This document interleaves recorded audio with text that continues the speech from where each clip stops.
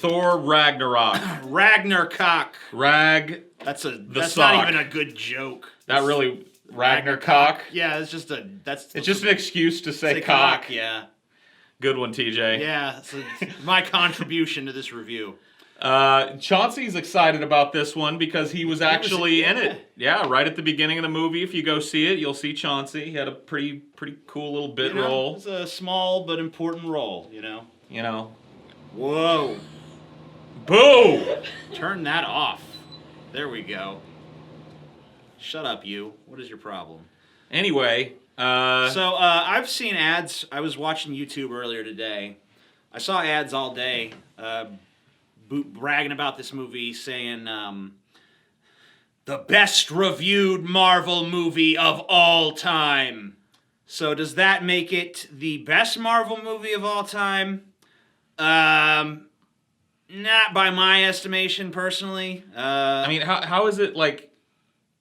They're talking about the preliminary reviews. The early reviews are the best that they've ever been for a Marvel movie. Well, I mean, it's pretty much most of the reviews are already out and stuff, because all these critics, the real critics out there, get this stuff in advance, not like us. Right. They have to just go to the movies like regular fucking schlubs. I forget we're plebs. We're just plebs. We're shit.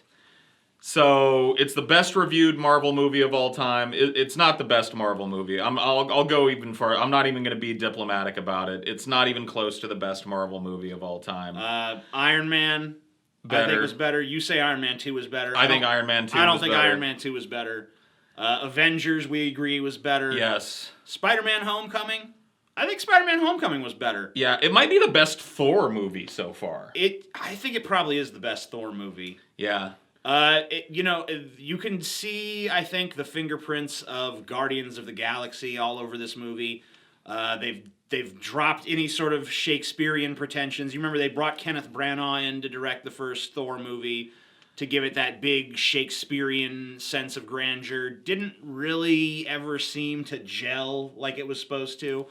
I think that maybe this lighter tone does work for the movie, but it really feels like you're watching a Guardians of the Galaxy movie that just happens to star Thor instead of the Guardians. Yeah, I'd agree with that. I think that they took the comedic bent a little far, maybe a hair too far. They were trying a little hard to get us to laugh in this movie. I don't really think they needed to try as much as they did.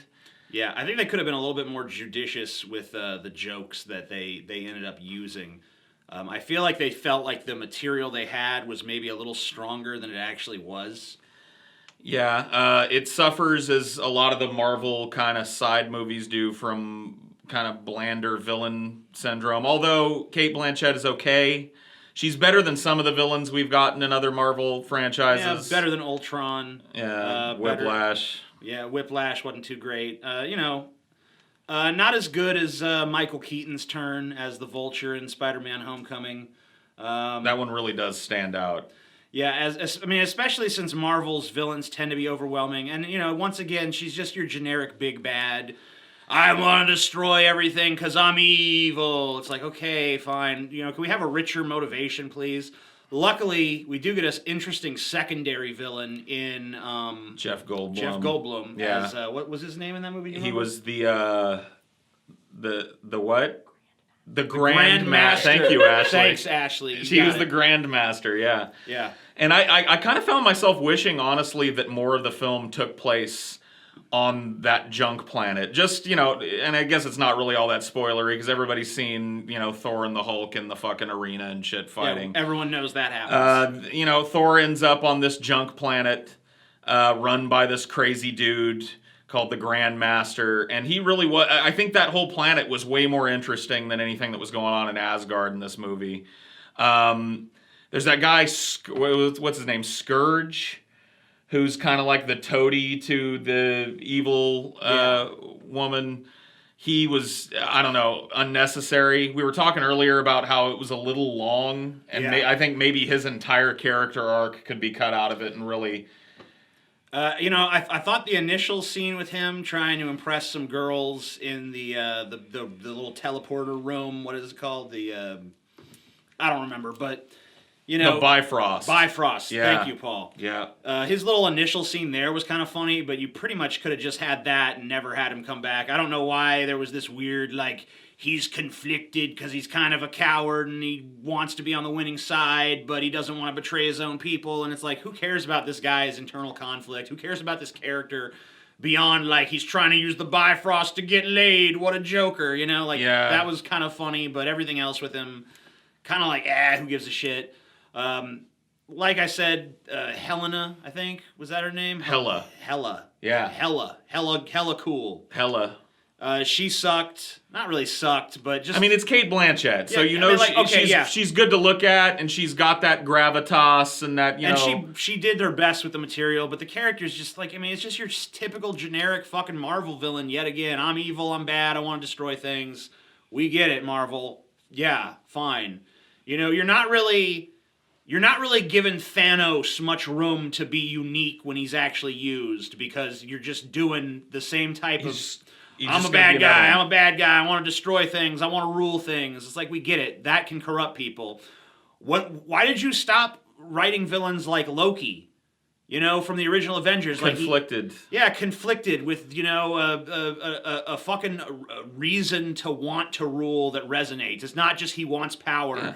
He wants to claim his birthright. He wants to have this feeling of, this is what I'm meant to do. This is what I've always been born to do.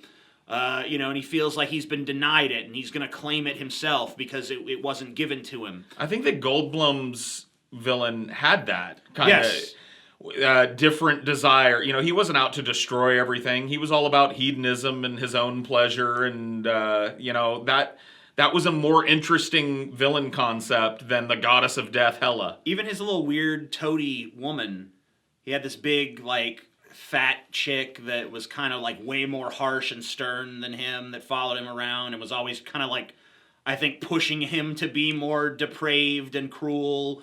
She was kind of interesting, even though she wasn't a big player in the movie. I mean, like... The planet that it was on reminded me a lot of a Fifth Element almost. Yeah, it had a very Fifth Element vibe. It was very colorful while remaining kind of run down and drab, so they really struck like a note that was interesting to me visually on that planet. And like I said, and a lot of the movie does take place on that planet, but the Asgard stuff, I kind of wish the arc would have just taken place on that planet.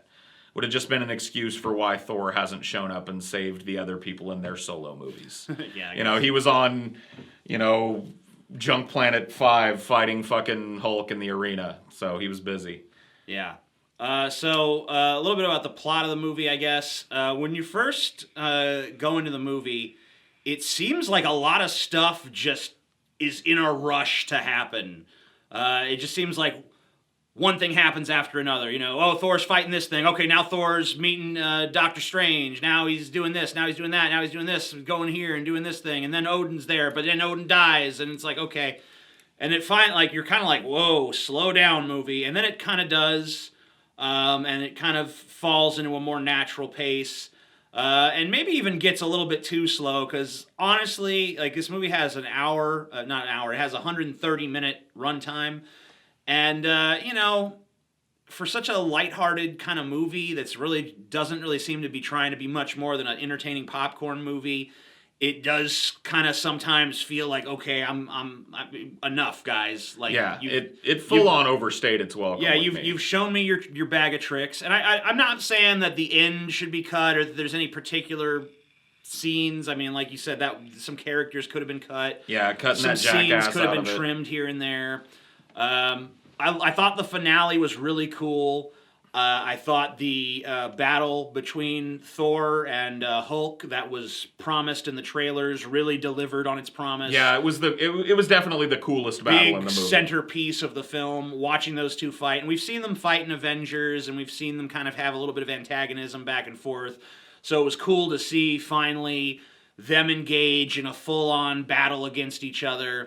And it was really well done. It was really fucking fun to watch. I guess maybe we should talk about Hulk a little bit. Yeah. He's a little different than he is in the previous Avengers movies. A little more talkative and a little more, I don't know, comedic, I guess. I mean, he's always been kind of a Yeah. comic relief, but he's definitely more verbose. Yeah, he's way more talkative. You know, we were talking about this in the car on the way home, and Ashley said that maybe it's because he's supposed to have been on this junk planet for a couple of years As the Hulk. So maybe he's picked up language as time goes on. I guess that's okay. I'm not 100% sure that I like the direction that they took Hulk, because you were saying too, Banner's character is off in this. I felt like the tone of, like, I don't know. I really liked Mark Ruffalo as Bruce Banner in the Avengers, and even in the inferior Avengers Age of Ultron. Here he just seems like a little too neurotic, maybe, and a little bit uneven in how he was written, because in one scene he's like, oh, he's all freaked out, kind of doing this over-the-top Woody Allen neurotic guy sort of shtick. I can't handle this junk planet. Oh my God! It's just what's designed going on? to make me anxious. It is. Yeah, and then then a few minutes later he's down to fly spaceships. He's like, "Woo! I'm Will Smith in Independence Day," and like, really kind of uneven and strange. And really, Banner's character in the previous films, as he's been presented, kind of walks the middle road between those two things. Yeah. He has his neuroses, but he's also confident enough to get the job done. Obviously incredibly smart. You don't really get that in this movie. I think a lot of that is because they were so intent on having this Guardians of the Galaxy tone that by necessity they started kind of writing some of these familiar characters differently. Like, Thor's always had sort of a funny side. He's out of touch, and he doesn't really fit in with, Earth. He doesn't really, he's kind of like almost like a little bit airheaded, I guess. But in this movie, they kind of take it to an extreme that I just like wish they would have played him a little bit more as a straight man. And Mark Ruffalo, they kind of it seems like the characters are just way more exaggerated in this movie. And it works for the new characters. Doesn't work so much for the characters you already have gotten to know in other films. Loki, on the other hand, did seem like he was written pretty consistently. Yeah. They didn't seem like they did much to change his character from previous films. He's good, and I'm glad that they're kind of teasing him as being back involved and back in the mix, and, because he really is one of the better, villain/heroes that Marvel Universe has turned out.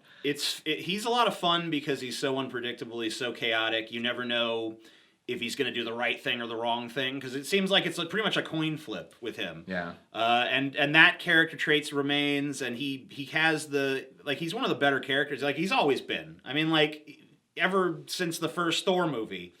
But really shining in the Avengers, even shining in Thor 2, which was not that great of a fucking movie. No, he was the best thing about Thor 2. Oh, easily. I don't think he's the best thing in this movie, but he's definitely one of the best things in Thor Ragnarok. I kind of wish we got to see more Loki, fighting. You do get to see him fight in this movie, but I'm really interested to see him pull some crazy shit. And you kind of just get to see him do slashy, stabby stuff. He doesn't really get a centerpiece battle moment in this movie that I can remember. Which is kind of a shame. He does get some moments that focus on him that are not so much battle-oriented. And really, Loki's strength is not that he's a super badass fighter or anything compared to some of the other characters around him. It's just he's very conniving and mischievous, and he's always pulling tricks, and that's exactly what you want from him. Sure. And Thor seems to have kind of wised up to Loki's shenanigans a little bit in this movie, and that's kind of fun because, you don't want to see him constantly being duped by the same fucking tricks. Maybe that's why Thor's character has changed. And being around humans and going to Earth and stuff has made him a little more self-aware, I guess. Because that really was why he was funny in the early Avengers, because he was so completely out of touch and so, self-serious.